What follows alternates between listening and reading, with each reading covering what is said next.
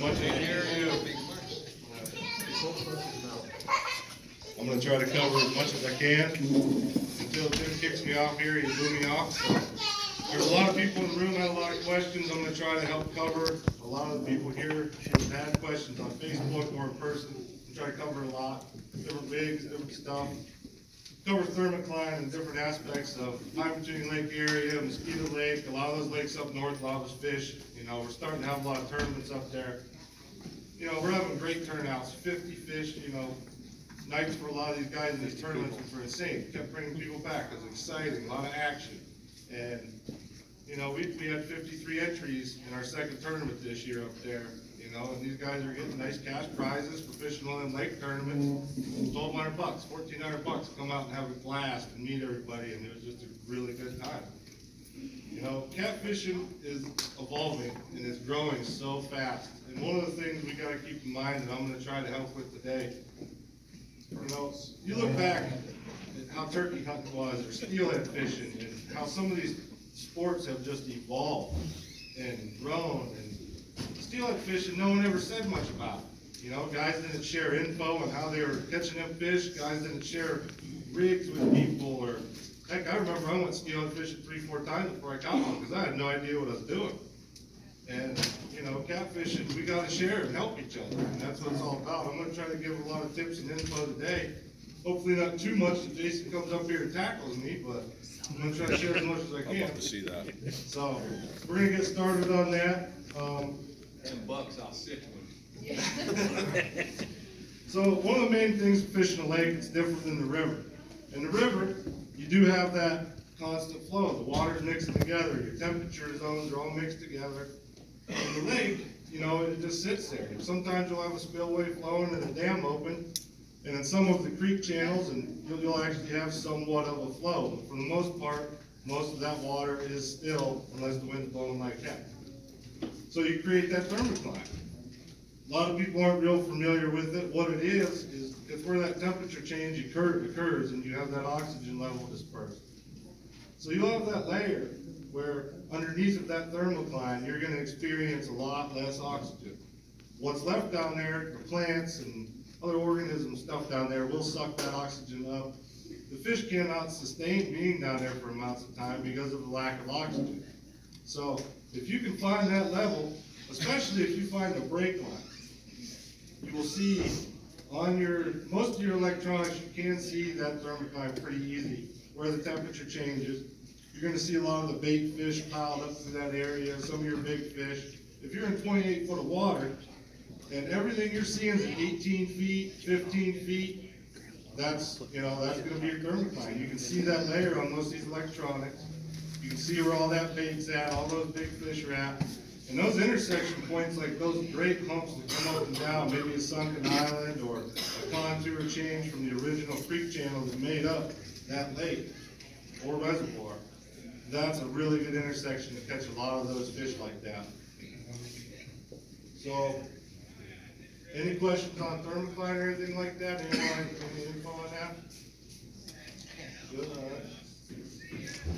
Now, in the lake, it's not always anchor fishing. You know, a lot of drifting, trolling, anchor fishing usually work really good. Trolling's something I'm really going to focus hard on this year.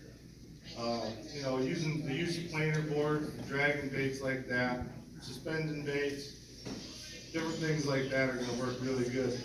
Now, when we're talking about suspended baits, one thing a lot of people don't realize when we're sitting there and the water starts to get a little bit more rough, we're getting some 10 to 15 mile an hour winds. As you're sitting there and you're hanging those baits, say you got them 2 foot off bottom, and you got your boat into the wind, and you're letting that boat just drift on through that area.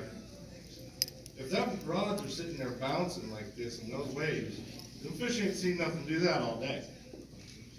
The fish are used to stuff still, not really moving a whole lot, and as that boat's rocking, those zero position rods are just sitting there going like this.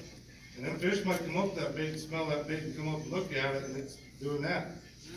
And a lot of times they ain't gonna bite that. It's unnatural, it's not something they're used to seeing. So that's one thing to keep in mind when you're doing that drifting. Some good ways to drift in them lakes, you got a nice little wind pushing you.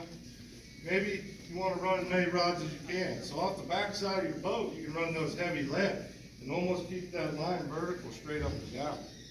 Say you're gonna run, we're not drifting real fast. We can use probably a 2-ounce lead and keep that line completely vertical on this side of the boat.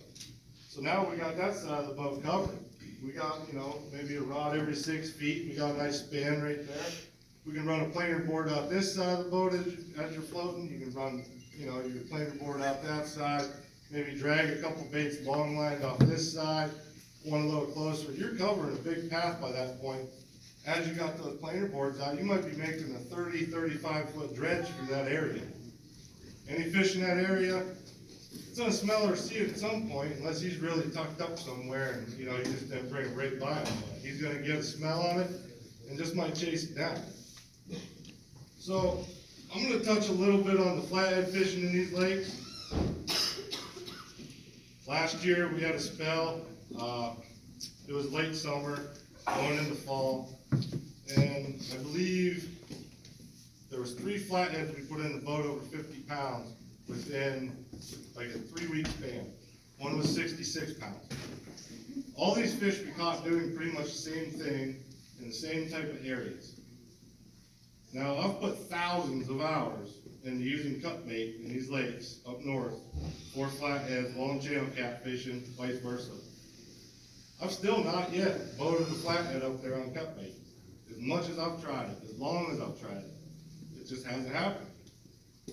We started using a lot of big bait, 14, 15-inch suckers. Started catching a lot of bullheads. Good time to go out with the kids, catch some bullheads using hot dogs and shrimp and whatever. Let me tell you right now, bullheads are the most amazing flathead bait I've ever used in these lakes. Now, we've got a couple of them on bottom. Most of the times we're float fishing. That's when they really seem to, if you use a sucker on the float and you're keeping him, say you're fishing 5 foot of water. That sucker, say you put your float at 5 foot, this is kind of what we use. Swim pool noodles, kind of converted into a slip bobber. We'll use something like that. One of my favorites, if you see any videos, I love balloons. That was just a killer this year. Nighttime fishing, those balloons are awesome. You can, drop a glow stick in there, blow that balloon up, tie it on the line. If we're in 5 foot of water, I want that balloon at 4 foot. The key to that is the 2 main baits I'm using are suckers and bullheads when I'm doing this. Now, that sucker and bullhead, they like the bottom. They like being down there, right? So if you're running 5 feet and 5 feet, or 6 feet and 5 feet, that bait's on the bottom. It's getting comfortable, it's getting lazy. If you ain't got a lot of wind, your float's not moving. If you're in a really good spot, there's structure there, it's not a problem, because you want that bait to be right there. But a lot of the times what we're doing is fishing hunting grounds. We're fishing shallow flats where these fish are coming up on the feed, or shoreline edges along the weed edge, and these fish are hunting. I want that bait to cover ground. It's just like I'm drifting, but I'm on anchor. That bullhead will swim that float around or swim that balloon around all up and down that line, all up and down that weed edge. And you're covering water, being quiet, being stealthy, the boat is off the fish. It works really amazing. So with that bullhead about a foot off bottom, he's pulling that balloon everywhere. He'll pull it over here, he might see something you don't like, or a fish did spook him, start swimming it over here. And by God, once in a while, maybe once, twice a night, that balloon will just smash down and hold on, because it's going to be a big fish. It worked really awesome, and it's proved itself to us, and we're definitely liking that. Now, we put those glow sticks in those balloons, and we just do a simple overhand knot and attach it to the line. Now, a lot of people ask this. That glow stick spooked the fish? It's in that white balloon. It's only 4 foot above that bait. That glow stick don't scare that fish. Now here's a crazy story I'm going to share with you, and Jason might come up here and tackle me right now. Son of a bitch. So here's one of the things last year I found out. You can do it! Everybody wants to see it, I know that. So I was out there getting ready to get bait. I'm I'm trying to get bullheads. I wanna go catch some big flatheads. I'm catching bullheads tonight, guys. I'm taking my bait out there. I'm sitting on the bank. They got some bluegills. You know, I had a couple frozen shad, and I just didn't go catch some bullheads. I watched a video. I was like, look at this. Guys using glow sticks to call in these bullheads and help them see the bait. All right, I'm kicking your ass. It's too late, Jason. So I couldn't believe it. I'm like, oh, that'll work. I'm sitting around the bank, and I got 3 rods laid up on this here picnic table. I got this little tiny piece of bait out there. My God, that rod about went in the water. Reach over, grab it, 13-pound channel cap. Hit that glow stick 6 inches from that hook with the littlest piece of bluegill you ever saw. It was 3 days before the tournament. I told Jason, I said, you ain't gonna believe what I did tonight. I caught 6 channel cats over 10 pounds on a glow stick. He says, all right, well, we're gonna try it. That tournament comes up, and we smoked them on that glow stick. It didn't matter if it was right next to the hook, in between the hooks, what bait was on it. That glow stick put all those fish we weighed in won that tournament. That glow stick did. It was 2 weeks later. We said, you know what? I wonder if the flatheads care about that glow stick. Will you shut up? I told you might come over back to me. We go down fishing the Cumberland Pools, first time ever on the Ohio River. Couple lake guys in, come check it out. Pull up on a couple spots, glow sticks are out there. We caught flatheads on them glow sticks. They didn't care one bit about it. Have I caught a flathead over 50 pounds on a glow stick? No. Does it affect those fish? Does it seem to bother them? I don't believe it does one bit. And I actually feel like in some cases in dirty water, maybe low current where that scent ain't getting blown around, it helps you key in on the bait, and I believe it does help. So now that Jason attacked me, yeah, I feel I'm safe. I'm gonna move on to something else. Good idea. So let's talk one thing I wanted to touch on too about these lakes. Lures for flathead. It's amazing how many flatheads have been caught. Say Pymatuning Lake, for example. There's been more flatheads I've caught in Pymatuning Lake on a lure trolling for walleyes on lead cord going 2 miles an hour than I have ever caught flathead fishing. They don't seem to really, I don't know if I just run it by them and it's a reaction strike or they're chasing it down, but we got buddies every year that just pound them big flatheads on them little trolling rods with 14-pound leader, ripping a Berkeley flicker shad or a hot top through that lake at 2 miles an hour. They smoke big flatheads. It's pretty wild. Guys cast eerie deeries with night crawlers, catch big flatheads. And for some reason, boy, are those fish tough in that lake to catch when you're targeting. You know? The only real way I've found to catch them tonight so far has been the big live bait on those hunting grounds, and they just really key in on that, letting that live bait swim around. It works so good. You know, I mean, blade baits, big dumb jigs, if you're familiar with that. Them flatheads will eat it all. He talked about jig fishing for them flatheads, and I'm really going to struggle and try to keep myself in the game by trying all these new things. It's tough because as anglers, we always want to do what works. What's worked last week, we want to try it because we know we're going to go catch fish. But to evolve and get better, we got to try new things, right? And it's just so hard sometimes to get out of your comfort zone and your routine that always works. Because you ain't going to learn nothing if you're doing the same thing you always did, you know? And maybe this guy over here found something new because he was experimenting, and that might be the new thing, you know? If we don't try something different, try something new, we might be missing the boat on that. And so, I mean, them lures from flathead, swim baits even, there's guys waiting this fall and just smashing fish. They're out there putting the feed bag on in the fall. And if they got an opportunity at a big meal and that nice swim bait comes by, they're gonna hit that too. So if we're on anchor and we're allowed more rods and we got out, I don't see no reason why I'm not throwing a lure once in a while either. Really gonna have to try it. Yeah. So how many guys in here have actually trolled for catfish? Alright, so that's something I'm really gonna focus in on a lot this year with the planer board use and everything. Not exactly just going out in the middle of the lake and just dredging through that sucker, but working those key points in those key areas. You know, you mark a lot of fish on this edge line, and if you wanna maybe drift it, you're not gonna stay right on that contour. And trolling is one way to absolutely pinpoint all those spots you see on Navionics that you wanna hit and work that whole contour line. It's gonna be a great tool. I mean, however many rods you wanna put out, kinda depends on how hard you wanna work, how many boards you wanna run. You know, if you wanna run a float ball straight down the middle of the boat and a couple rods off each corner, or maybe 2 boards out each side, or however you wanna go at it, it's just kinda, it's like walleye fishing on Lake Erie. You wanna run however many rods you're comfortable working and how hard you wanna work to run it, so. It's gonna be something cool to do this year, and, you know, I mean, if you wanna, your dragging weights and all this stuff, if you wanna run 2 of them off each corner, and you ball out the back and those couple planer boards, and dragging tails out here, it kinda depends on what you wanna do. Now, anchoring in the lake's a little different than in the river, cause you always got that current pushing you in unless you have no flow. Anchoring in the lake can sometimes drive you absolutely up the wall because you are just sitting there spinning back and forth sometimes without wind, with little wind. It's nice if you do have a little breeze, bow into the wind, get that anchor down and let it just maybe hit your motor a couple times and back you up. Drop that rear anchor off the corner and you'll hold tight sometimes, maybe a second one each corner.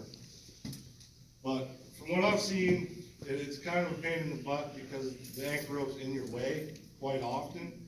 The best way in these lakes to anchor is to long line that front rope. Back your boat all the way up, all the rope you got, drop the rear anchor, move forward and pull that slack. Get yourself in between those anchor ropes and pull tight, and it does kill that boat swing. But with that said, the front of the boat and the rear of the boat, directly back there, if you get a big fish on, that rope's possibly gonna get in the way at some point. And them big flatheads in 4 and 5 foot of water, they wanna go around the boat when you ain't got no current. There ain't no current keeping them this way or that way, and I mean, I've had them do a 360 around the boat. So them ropes can't be an issue. But that's about that on the anchoring in the lakes. It's just, depending on the depth too, is gonna affect how you wanna anchor that. When we're in that shallow water, for these channel cats and a lot of these tournaments, you know, we're generally, my motor's about touching the ground when I'm fishing for channel cats. I mean, if it's down, it's almost touching the ground, I barely need an anchor. All night long, the big channel cats are just all over those humps, them weed edges. All that stuff up shallow, sunken islands, you know, bottom structure for those fish seems to be really important when I'm targeting them. If you've ever put 3 or 4 big channel cats in your live well, and you get back, and you clean out your tank, 90% of the time, there's a whole lot of crayfish in there. They've puked up. They love them crayfish. One thing I've found is really awesome is one of those sunken islands. If you find that nice hard rock bottom, real jagged rocks, all those spots for them little crayfish to get up under like that, it's usually loaded with big channel cats, because they are up there scarfing them. One of my favorite spots I've ever fished is a little 3 foot hump. It's got big rocks all over it, tons of crayfish all over it, real big shallow flat, and it has got some extreme weeds that run right down the middle of that sucker, and it is a wall. There's no part where it comes out, there's no little coves in it, just a straight wall of weeds that's only 50 yards wide. And it is loaded with fish. Almost every time I've ever been there, you get close to dark and they start coming out of them weeds. And those channel cats, I believe, stay up there most of the day in that thick cover, because when you can find those lily pads, you can find real thick weeds. A lot of those channel cats will stay in that shallow water all day long and not drop down over to that deep stuff. They got everything they need right there. They got cover from, you know, sunlight all day and everything, especially in these dirty water days. It works really good. And them weed points like that hold so many fish. Lily pads are a very underfished thing in these lakes with big channel cats as well. Lily pads, it helps with the hunting ground. You got a lot of bait using them for cover, and generally where there's lily pads, you got pretty decent, you know, bottom structure through there. to lagoons and entries to little bays and stuff, you'll find where there's a lot of bait pushing in there at night, a lot of predator fish just pushing that bait all around. Those little lagoons and stuff like that in the springtime, and those shallow backwater bays in the springtime, that is the first place to warm up in them lakes. And that bait absolutely piles up in there, and then the crappies pile up in there, and the bluegill, and everything wants some of that warm water. And them catfish like to eat, and that's where there's a lot to eat, and that's where they're at too, you know? And they really push up in them spots. The spillways, if you got like a warm water discharge, which, you know, it attracts with that warm water really good. The spillways on these lakes does the same thing, because usually that spillway is coming from a shallow backwater, a marsh, something that sun's been hitting, and it's shallow and it's warmed up faster, and that warm water is entering that lake, and it seems to really stack a lot of fish up in that zone as well. Now, I had a lot of questions on rigs. Some of them, you know, for the lake, and some of them for the river, I use the same. Some of the people in here actually have asked about some of the rigs.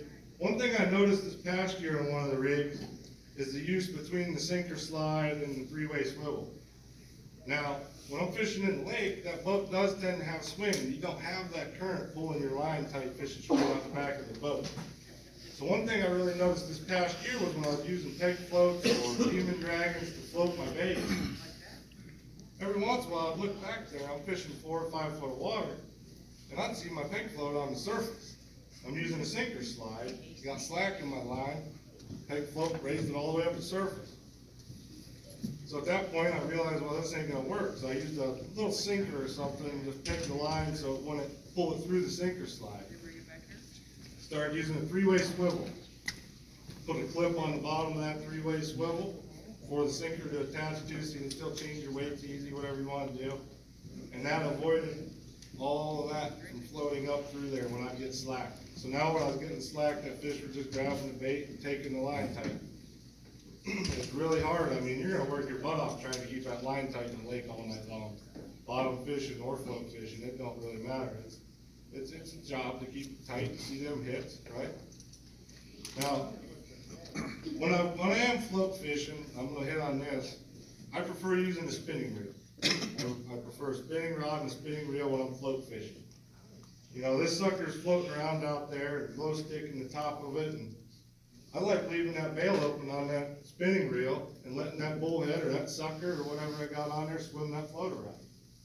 Freeze pool, just wide open on that bail and let him swim that sucker as far as he wants to. Now he's gonna turn around and swim back at me. I can just reach over there and flip that reel one time and get all that slack line out of there and get a tight line back to my flip. With a level line or your normal stuff, you're just gonna reel in all that slack line and you're gonna have a bad day. That's one of the reasons I prefer spinning reel. Fishing with floats for them big fish is just the easiness of that whole deal.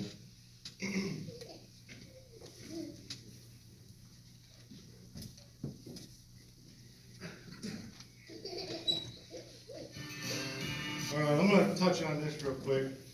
Carl talked a lot about the tournament fishing aspect and everything, and he's absolutely one of the people I've looked up to for a long time and watched a lot of his videos and seen him speak. But I'm gonna touch on this. This is something I feel is very important, and you know, Travis, who's the best fisherman you know?